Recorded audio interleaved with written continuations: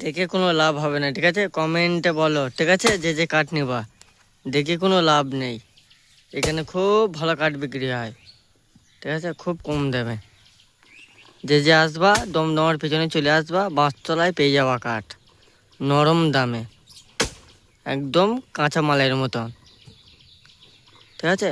নম্বর দিয়ে দেবো, আপনাদের কোনো টেনশন নেই। এরকম ইনি বিক্রি করে।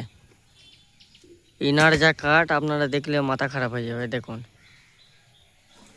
শুধু কাঠের থলি, দেখো ওইখানেও কাঠ আছে।